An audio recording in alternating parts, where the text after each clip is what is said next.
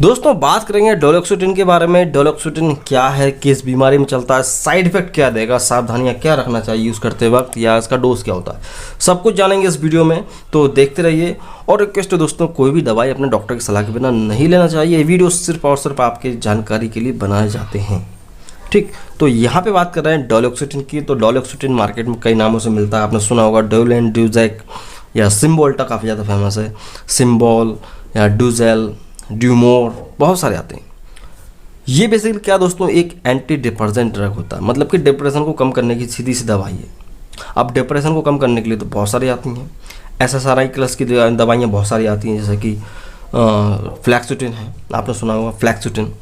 लेकिन ये अलग है थोड़ा सा, ये है, इसकी क्लास है SNRI, serotonin norepinephrine reuptake inhibitors. इसको भी समझाऊंगा मैं आपको।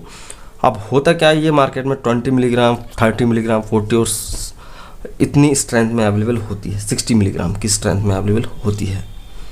अब ये जाहिर सी बात है एंटी डिप्रेसेंट ड्रग है, तो ये हमारे शरीर में डिप्रेशन को कम करता है। अब जाहिर सी बात है डिप्रेशन को कैसे कम किया जा सकता है, जब सेरोटोनिन को बढ़ाया जा सकता है।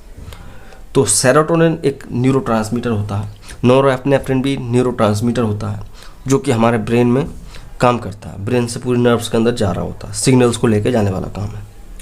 तो नॉरएपिनेफ्रिन, सेरोटोनिन का लेवल अगर मेंटेन रहता है, बढ़ता है, तो क्या होता है, आपका स्ट्रेस, एंजाइटी, डिप्रेशन आदमी का कम हो जाता है, आदमी थोड़ा खुश हो जाता है। तो यही काम करता है। सेरोटोनिन नॉरएपिनेफ्रिन रीअपटेक इनहिबिटर है, मतलब कि ये क्या करता है, इन्हांस करता है एक्टिविटी को। सेरोटोनिन और नॉरएपिनेफ्रिन न्यूरोट्रांसमीटर की एक्टिविटी को बढ़ा देता है, उनका रीअपटेक को ब्लॉक करके। रीअपटेक मतलब कि उनको ख़त्म नहीं होने देता, उनका रीअपटेक नहीं होने देता है। तो इस तरह से ब्रेन के अंदर आपका सेरोटोनिन और नॉरएपिनेफ्रिन बढ़ जाते हैं और आदमी का डिप्रेशन ठीक हो जाता है। अब बात की जाए यूजेस कहाँ कहाँ किया जाएगा, तो सबसे मेन इसका यूज़ होता है कि कई महिलाओं में डिप्रेशन के दौरान खांसते छींकते वक्त कुछ यूरिन की बूंदें गिर जाती हैं, पेशाब निकल जाता है थोड़ा सा, तब डॉक्टर इसको यूज़ करते हैं, बहुत अच्छे रिजल्ट्स मिलते हैं। साथ ही डिप्रेशन, बहुत सीवियर डिप्रेशन हो, आदमी इतना डिप्रेशन में है कि उसको खुशी के माहौल में ले जाओ तो आदमी वो खुश नहीं हो पा रहा, कुछ भी कर लो वो उदास बैठा रहेगा, टेंशन में बैठा रहेगा, ऐसे व्यक्तियों पर इसका यूज़ किया जाता है। एंजाइटी है, आदमी रात दिन सोच सोच के पागल हो रहा है, भविष्य के बारे में, क्या हुआ था उसके बारे में, तो उस व्यक्ति को भी दिया जा सकता है। आदमी अकेला रहता है, उसको कोई चीज़ अच्छी नहीं लगती है, लोगों से उसको डर लगता है, उसका बिहेवियर चेंज है, तब भी डोलोक्सिटिन को यूज़ किया जा सकता है, ठीक है। साथ ही क्रॉनिक मसल स्केलेटल पेन, मतलब कि हाथ पैरों में कहीं दर्द भी हो रहा है बहुत तेज, तो उसमें भी आराम मिल जाता है। डायबिटीज़ न्यूरोपैथी में भी, डायबिटीज़ पेरिफेरल न्यूरोपैथी में क्या होता है कि भाई कई महिलाओं पुरुषों को डायबिटीज़ की समस्या होती है, शुगर लेवल बड़ा होता है, तो उनके हाथ पैरों में कहीं कहीं पे सुन्नपन रहता है, हाथ पैर मूव नहीं कर पाते, महसूस नहीं होता, तो उस कंडीशन में भी इसको देंगे तो अच्छा रिजल्ट मिलता है। कुछ अंतर होते हैं दोस्तों, जैसे कि जो फ्लैक्सुटिन है उसमें थोड़ा सा सेडेशन ज़्यादा आता है, लेकिन इसमें सेडेशन कम आता है, ठीक है। तो इसलिए डॉक्टर्स इसको प्रेस्क्राइब करते हैं। और जो यूरिन वाली समस्या महिलाओं में, खांसते छींकते वक्त पेशाब निकल जाता है थोड़ा सा, तो उसमें इसी का रिजल्ट अच्छा माना जाता है। और कुछ सावधानियों की बात की जाए तो देखो, शराब के साथ तो इसको लेना नहीं है। सुसाइडल थॉट आते हैं मरीज को इसको लेने के बाद, तो मरीज के पास ही रहना चाहिए, उसको अकेला नहीं छोड़ना चाहिए, ठीक है। हो सकता है कि मरीज का अचानक से बिहेवियर चेंज हो जाए, नॉर्मल ना रहे, उसका भी खास ध्यान रखना। लिवर किडनी की कोई समस्या है तो देना नहीं है, और प्रेगनेंसी में बिल्कुल नहीं देना। महिला बच्चे को दूध पिलाती, ब्रेस्ट फीडिंग मदर्स हैं, उसको भी नहीं दिया जा सकता। बहुत सारी सावधानियाँ हैं, क्योंकि वहाँ पे दूसरा कोई एंटी डिप्रेसेंट ड्रग चलता है। साइड इफ़ेक्ट्स देखने को मिले हैं, हालांकि कम हैं, लेकिन होते ज़रूर हैं, जैसे कि ब्लीडिंग को बढ़ा सकता है।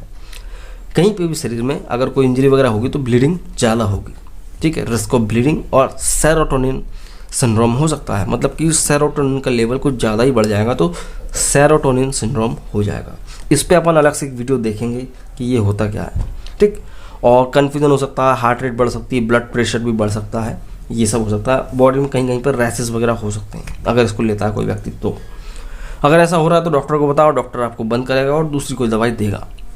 डोज इसकी बात कर लेते हैं। डोज इसका 30 मिलीग्राम दे सकते हैं, मैक्सिमम है 120 मिलीग्राम, मतलब कि 60 मिलीग्राम की आप दिन भर में 2 टैबलेट दे सकते हैं मैक्सिमम, ठीक है। छोटे बच्चों में इसको दिया नहीं जाएगा। 50 किलो वजन है, 18 साल से ऊपर की एज है, उसको दिया जाएगा, और डिपेंड करता है उसका वजन और उसकी एज के ऊपर। फिर भी एक स्टैंडर्ड डोज होता है, वो यही होता है कि आप 60 मिलीग्राम हर दिन दे सकते हैं। मॉर्निंग में दें तो ज़्यादा बेहतर है। तो ये है खाने के बाद दें। और हमेशा याद रखें इसकी एक टैबलेट फॉर्म भी आती है गैस्ट्रो रेजिस्टेंस, और एक कैप्सूल फॉर्म भी आती है। अगर आप टैबलेट फॉर्म ले रहे हो तो गैस्ट्रो रेजिस्टेंस है तो भाई उसको ये है कि वो उसको तोड़ के नहीं खाना। क्यों नहीं खाना? क्योंकि उसके ऊपर एक कोटिंग होती है। वो कोटिंग क्यों की जाती है? ताकि वो ड्रग आपके स्टमक में जाके घुले ना, स्टमक में जाके डिजोल्व ना हो, वो आंतों तक पहुंच जाए, फिर धीरे धीरे अपना असर देना शुरू करती है। तो टैबलेट ले रहे हैं आप गैस्ट्रो रेजिस्टेंस, तो उसको दिन में एक ही बार लेना, वो धीरे धीरे काम करेगी। कैप्सूल जल्दी काम करने लगता है। ठीक, तो 20 से 30 मिलीग्राम आप दे सकते हैं और 1 हफ्ते तक दे सकते हैं, और इसको लंबे समय तक भी चलाया जा सकता है ज़रूरत पड़ने पर। और एक और चीज़ है, इसको हमेशा सेकंड लाइन के तौर पर ही यूज़ करते हैं। सेकंड लाइन बोले तो फर्स्ट लाइन की दवाइयाँ होती हैं, अगर उनसे आराम नहीं मिलता, फ्लैक्सोटिन वगैरह जो होती हैं उनसे आराम नहीं मिल रहा, SSRI ड्रग्स नहीं मिल रहा, तो फिर SNRI ड्रग्स को दिया जाता है। आई होप आप समझ गए होंगे। समझ में आया वीडियो तो लाइक कर सकते हैं, चैनल पर नए तो चैनल को सब्सक्राइब करें, इससे मुझे मोटिवेशन मिलता है इस तरह की वीडियोस बनाने के लिए। और आप देख रहे थे ज्ञानी अर्थ मेडिकल चैनल, मैं हूं शिवम। तो मैं मिलता हूं अगले वीडियो में। जय हिंद, वंदे मातरम।